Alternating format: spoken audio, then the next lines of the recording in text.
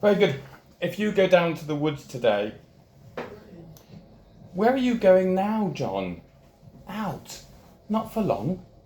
One of your church things again, is it? No, just going out. Where are you going? I'm going down to the woods. Really? Why? Never you mind, I won't be long. Do you mean the woods at the end of the street? He sighed. Yes, I mean the woods at the end of the street. Next to the Joneses at number 4064. Yes, I'm going to the woods who live next to the Joneses and opposite Mrs. Brown. But you said when they moved in, and I quote, I do hope they're renting and not buying. Hopefully they won't be here long.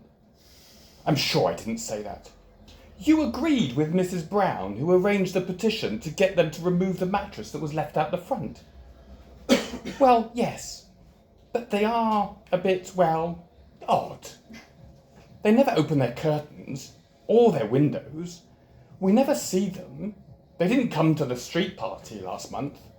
Oh, that's it, is it? The do-gooder is put out because they don't want to play with you.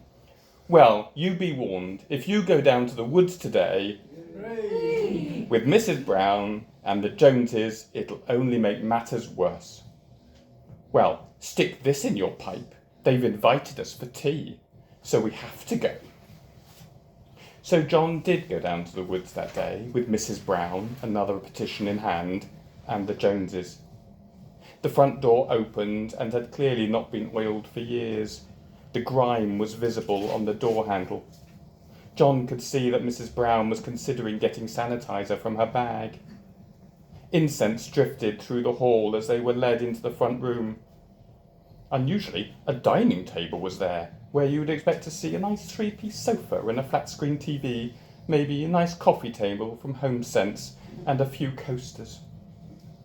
Mr. Woods, a man in his 30s, or maybe 40s, sat them down and then disappeared, no doubt, to the kitchen. He came back with pre-made milky tea in mugs, on a tray. John was slightly worried it wouldn't be skimmed milk. He was very worried it might be full fat, or worse, oat milk. Mrs. Woods came in wearing something very revealing, certainly not suitable for this time of day. John could see Mrs. Brown's surprise and resisted the temptation to comfort her. This really was a very strange experience. Mr. Woods started to give a welcome speech, and John thought he was going to thank them for coming, but it soon became clear that Mrs. Brown wanted to leave. She was barely even sat in her seat, her tea untouched. She interrupted him. I have prepared a list of suggestions for you, window cleaners, gardeners and the like. Also some expectations of what it means to live in our street. As you can see, a number of neighbours have agreed to the list. I'll leave it with you, just a suggestion. She smiled and pushed the paper across the table.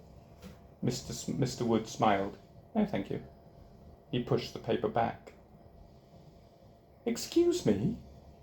Mrs. Brown was taken aback by the front of the man. Oh, don't worry, Marjorie, it really doesn't matter. Mrs. Jones went to take the paper off the table. Don't you dare! Mrs. Brown snapped at her friend. I'll just leave it with you. You can read it later. I think we'll all feel happier if we believe something is moving forward. As I say, no thank you, said Mr. Woods. We just thought that we'd invite you here to say no hard feelings.